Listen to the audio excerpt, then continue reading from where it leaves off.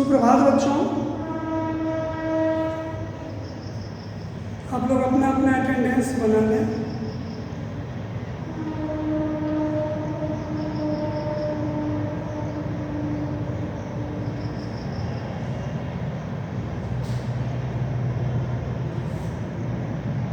कल मैंने आपको एक कविता और मात्र एक कविता ही पढ़ाया था, रुके ना तू। इसका सार, इसका जो अर्थ होता है उसको मैं कल आपको बताया। इससे क्या क्या प्रेरणा आपको मिली, एक कविता से आपको क्या शिक्षा मिली, आप समझ गए होइएगा। अब देखिए, अनेक नहीं हम एक हैं। किसके लिए कहा गया है? भारत में रहने वाले लोगों के लिए। चूंकि भारत विविधताओं का देश है, विविध जाति, विविध संप्रदाय, विविध भाषा भाषी, विविध रूप रंग, विविध कल्चर, विविध खान पान, विविध पहनावा ओढ़ावा, विविध बोलियां, विविध राज्य के बावजूद भी हम एक हैं, भारतीय हैं। इसी के संदर्भ में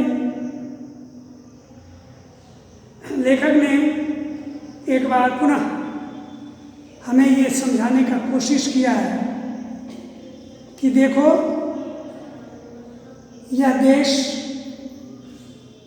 विविधताओं का देश है, लेकिन विविधता में एकता, यही सही रूप में हिंद की विशेषता है। विविधता में, अनेकता में एकता, यही हिंद की विशेषता है। तो तुम गुमराह मत हो। यहाँ हर जाति, धर्म, संप्रदाय, रूप, रंग, भाषा भाषी के लोग भारत में ही निवास करते हैं। इसका ये तात्पर्य नहीं समझो कि ये दूसरे नहीं, ये दूसरे नहीं हैं, ये भी अपने ही हैं। चूँकि ये भी भारत भूमि के ही सपूत हैं, और भारत भूमि के सपूत हैं तो आपके भाई हुए। आप अपनी माँ के गर्भ से पैदा लिए हैं, और आपका छोटा भाई भी आपकी माँ के गर्भ से पैदा लिए होंगे। लड़कियां भी पैदा ली होगी और लड़के भी पैदा लिए होंगे। क्या उससे आप दुश्मनी करते हो? नहीं ना, उसके साथ प्रेम से रहते हो, क्योंकि एक ही माँ के ये सारे संतान हैं, तो ये मेरे अपने हुए। उसी तरह एक ही भारत माता के ये सारे संतान हैं, चाहे वो हिंदू हो, मुस्लिम हो, सिख हो, ईसाई हो, बिहारवासी हो, उड़ीसावासी हो, झारखंडवासी हो, उत्तर प्रदेशवासी हो, मध्य प्रदेशवासी हो, महाराष्ट्रवासी हो, दिल्लीवासी हो, कहीं का वासी हो, वो क्षेत्र मेरे देश में ही आता है, मेरे देश का ही वो वासी हुआ। ये अलग बात है कि कोई व्यक्ति देश के साथ गद्दारी करता है या गद्दारी कर दे तो उसको ईश्वर भी माफ नहीं करेंगे।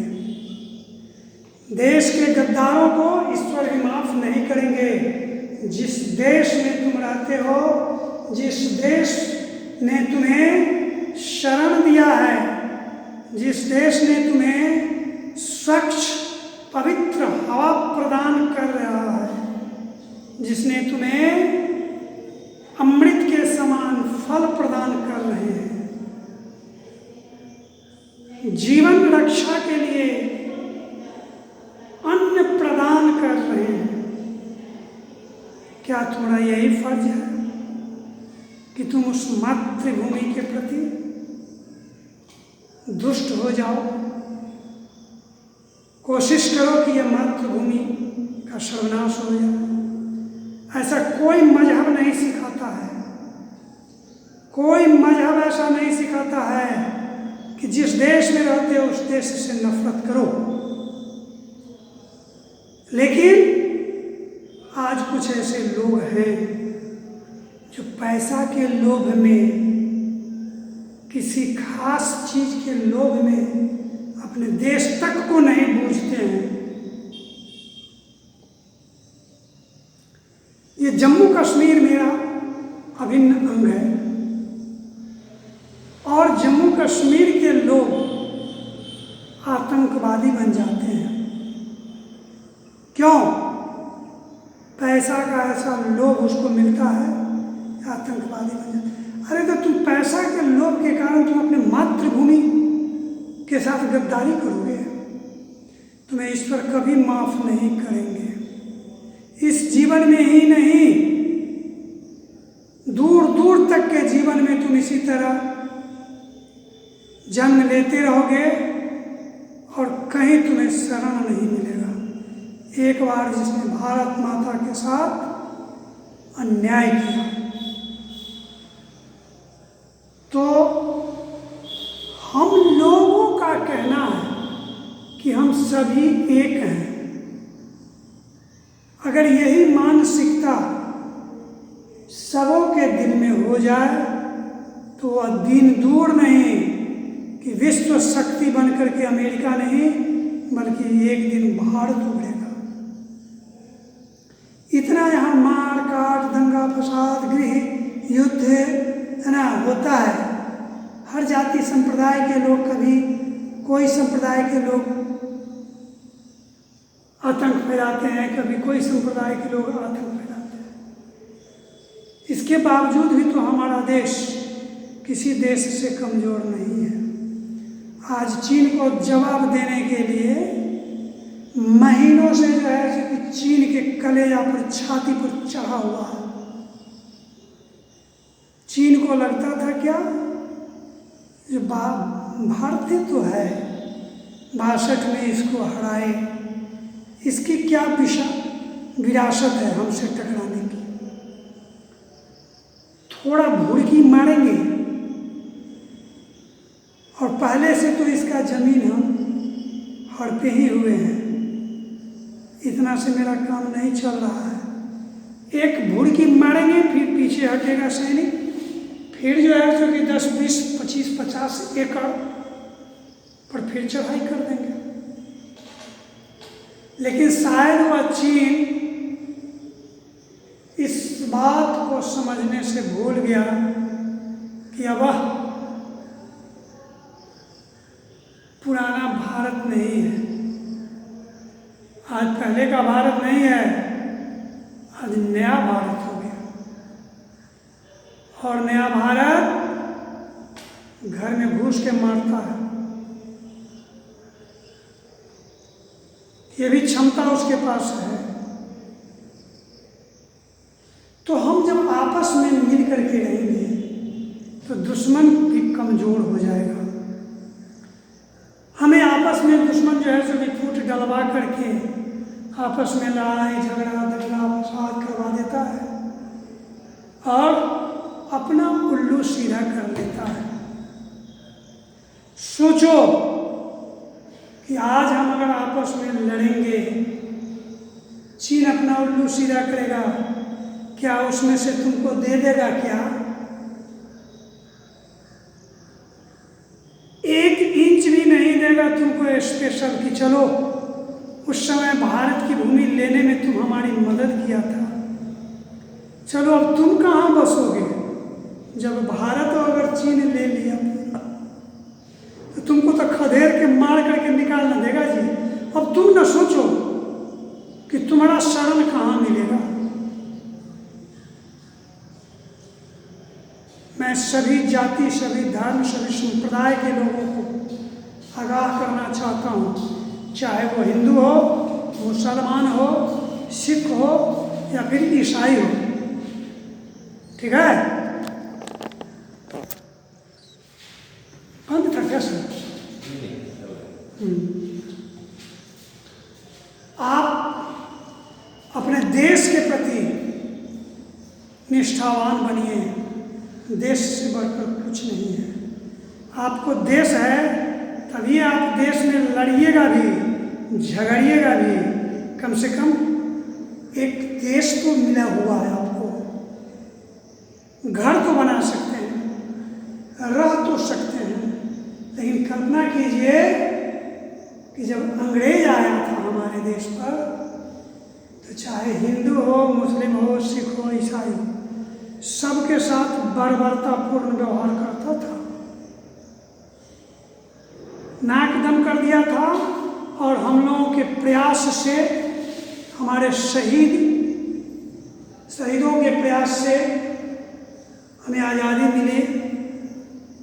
और फिर आप चाहते हो कि पुनः गुलाम हो जाए, तो अब आज़ादी मिलना संभव नहीं है। इसलिए हम एक बने। लेखक भी कहता है हम एक हूँ और हम एक हैं। इसका ज्वलंत उदाहरण देखना, र से राम, र से रहीम, म से मंदिर, म से मस्जिद, क से काशी, क से काबा। फिर भिन्नता कहाँ है, अंतर कहाँ है? ये मन के अंदर ये भेद है। एक दूसरे से ईर्ष्या है, द्वेष है, तब ना आपस में लड़ते हैं। तो ये जो विषय वस्तु है,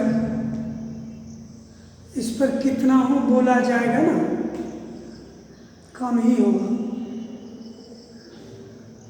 इसलिए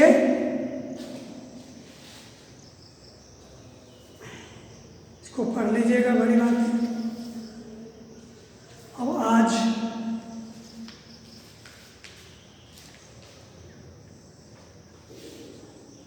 शिक्षा आज की आवश्यकता है।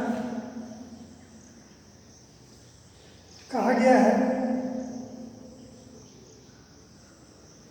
कि जो मनुष्य में शिक्षा नहीं है वो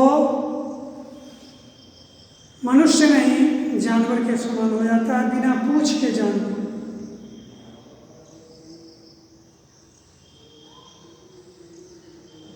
तो इस संदर्भ में सरकार भी बहुत ध्यान दे रही है। जब हमें आज़ादी मिली तो सरकार शिक्षा के क्षेत्र में बहुत ध्यान दिया, क्योंकि सरकार इस बात को बूझती है कि जब हमारे देश के हर नागरिक शिक्षित होंगे तो हमारा देश स्वतः आगे बढ़ेगा। इसलिए आज के डेट में भी सरकार खासकर प्राइमरी शिक्षा पर बहुत बल दे रही है। फ्री एजुकेशन कर दिया, छात्रवृत्ति दे रहे हैं, लोगों को, छोटे छोटे बच्चों को पोशाक दे रहे हैं। क्यों? ये अट्रैक्ट कर रही है सरकार कि इस बहाने में बच्चे आवे और पढ़ें।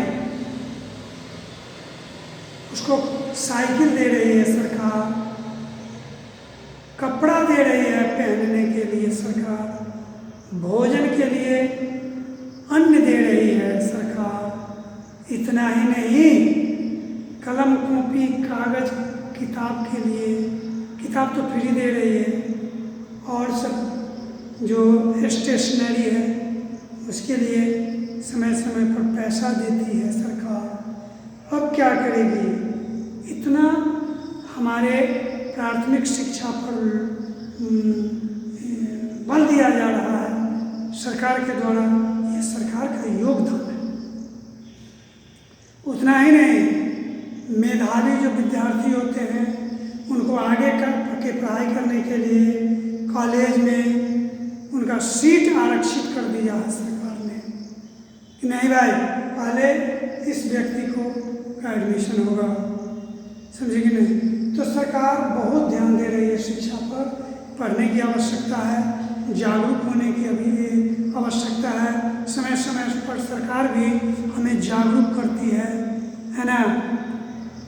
पढ़ाई से जब हम निराश हो जाते हैं तो जागरूकता सरकार बढ़ाती है। तो इस सब सरकार का जो है सो देन है। तो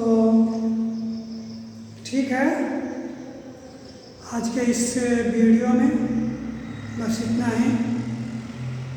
कल पुनः आपसे मुलाकात होगी, तब तक के लिए मैं